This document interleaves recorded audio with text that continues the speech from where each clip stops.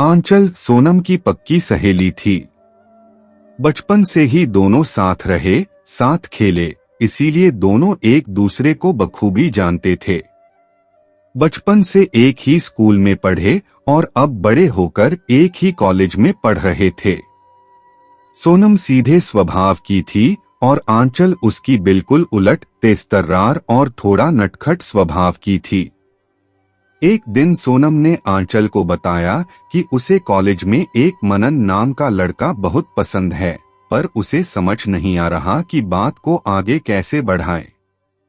आंचल ने सोनम की मदद करने का फैसला लिया। अगले दिन जब आंचल बस से कॉलेज जा रही थी तो उसने देखा एक लड़का उसके बगल में खड़ा है। उसके हाथ में कुछ किताबें हैं जो उससे संभल नहीं रहीं। आंचल को सीट मिलते ही उसने उस लड़के की किताबें पकड़ लीं और उस पर लिखा नाम पढ़ना चाहा। वो नाम पढ़कर हैरान हो गई। नाम था मनन आहूजा। आंचल ने सोनम की बात आगे बढ़ाने के लिए उस लड़के से दोस्ती करना सही समझा और उससे बातें करने के इरादे से पूछ बैठी, विच ईयर एंड कोर्स। लड़के ने बस का खंभा पकड़ते हुए जवाब दिया, जी मैं ट्रांसफर स्टूडेंट हूँ, 3rd ईयर सोशियोलॉजी।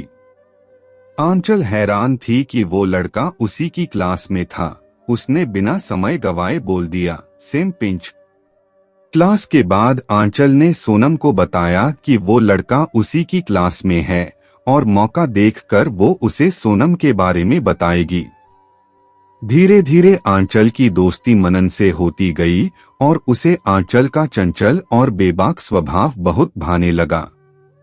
यहीं दूसरी ओर आंचल को भी मनन बहुत पसंद था, पर वो सोनम को धोखा नहीं देना चाहती थी।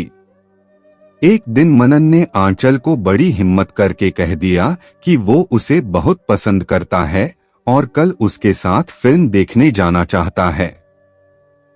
आंचल का दिल मचल गया, आंखें भर आईं, वो कुछ कहे बिना ही वहां से चली गई।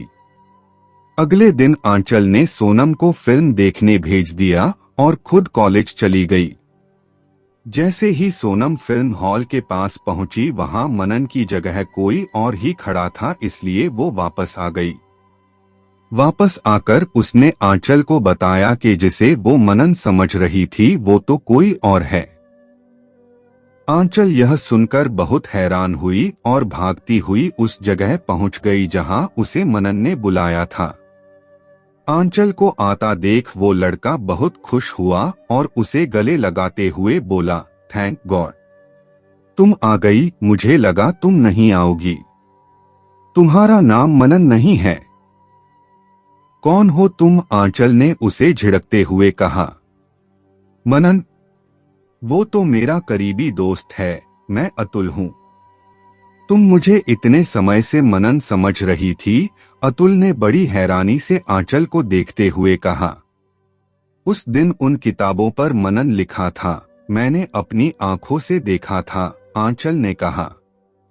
अरे पगली, वो किताबें तो मैंने मनन से ली थीं, मेरा बहुत सा सिलेबस पीछे रह गया था, इसलिए अतुल ने जवाब दिया। इस पर आंचल बोली, तो तुमने कभी मुझे बताया क्यों नहीं? मैं तो तुम्हें मनन ही समझती रही। ओह, तो इसलिए तुम मुझे मन्नू बुलाती थी? मुझे तो लगता था कि प्यार से कहती हो।